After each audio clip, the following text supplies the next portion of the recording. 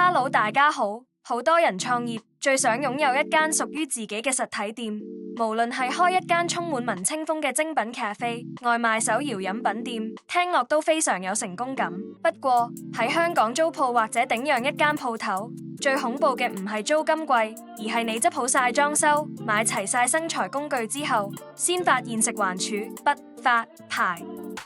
好多新手都會聽地產經紀或者前東家講，呢度以前都做過飲食啦，實出到牌嘅。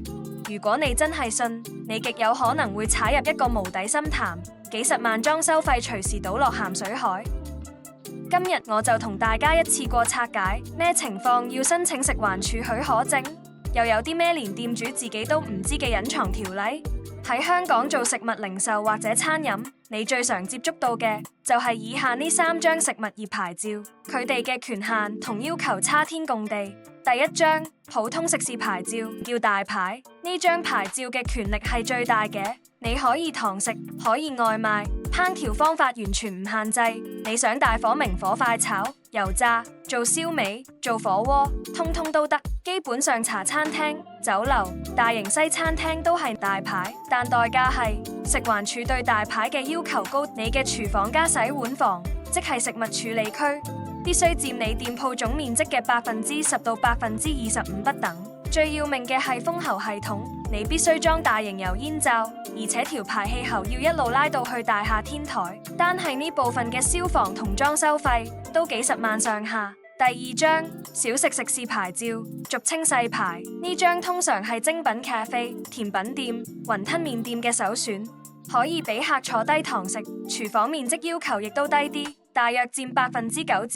20%。但大家要注意一個新規例，而家細牌全面改以烹調方式嚟管，持有細牌嘅鋪只准進行烚、燉、蒸、燜、煎，絕對唔可以油炸同快炒。換句話說，如果你的咖啡想賣炸薯條、炸雞翼，對不起，細牌係違法嘅，你要用煎或者用氣炸鍋去規避，一係就要申請大牌。第三張食物製造廠牌照，即係外賣牌或者廠牌。如果你資金有限，只做手搖飲品、雙送飯外賣或者網店嘅中央廚房，就要拿呢張牌。廠牌嘅規矩只有一個，只准外賣，絕對唔可以堂食。哪怕你喺店入面擺張高腳凳俾客坐住等，一被食環署找到，就當你無牌經營食肆，分分鐘拉人封鋪。除咗傳統3大牌，近年食環署亦都因應市場，推出咗一啲比較靈活嘅新牌照，好適合現代嘅創業者。首先係綜合食物店牌照，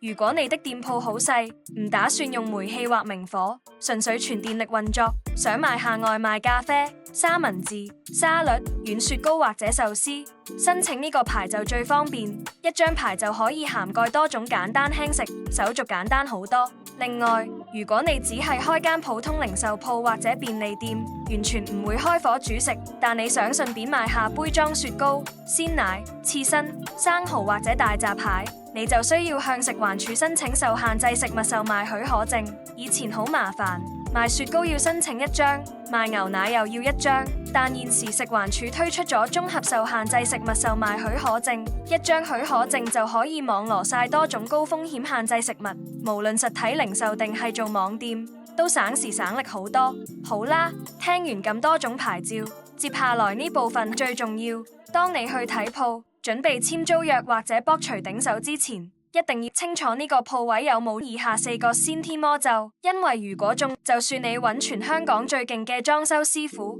都永遠出唔到牌。土地用途，你租嘅鋪位地契必須容許做商業或者食肆用途，最常中伏嘅就係工業大廈，工廈只能申請工廠食堂牌照，而且法例寫明只可以賣俾該工廈嘅員工。如果你開門做公眾生意或者開咖啡，一被放蛇就玩完。結構性僭建物，好多舊區嘅地鋪，前東家私自加建咗閣樓，或者喺後巷非法加蓋咗個廚房，只要食環署同屋宇署一過嚟驗鋪，見到有僭建，你嘅發牌程序就會即時凍結，直到你使錢拆咗佢還原為止。大廈樓梯限制、消防逃生路線，如果你睇嘅鋪位喺閣樓、1樓或者地庫，請你立刻行出去睇下大廈有沒有2條獨立嘅公共逃生樓梯。如果成棟大廈得1條公共樓梯，消防處係絕對唔會批出容納人數多嘅餐廳牌照俾你。排污與開放式沙井，所有做飲食嘅污水都必須經由隔油池過濾先可以排入公渠。如果你個鋪位唔夠位放隔油池，或者店鋪範圍之內竟然露出了大廈嘅開放式公共沙井，即係渠口，喺衛生條例上係絕對唔合格，唔會出牌嘅。所以租鋪前千萬唔好慳，一定要揾專業嘅出牌顧問或者認可人士同你做一次驗鋪，確認無問題先好簽合約。希望今日呢集實體店鋪食環牌照大整合可以幫到準備做老闆嘅你。最後祝各位準老闆開張大吉，生意興隆。記得幫手點讚、訂閱、留言交流你嘅創業諗法。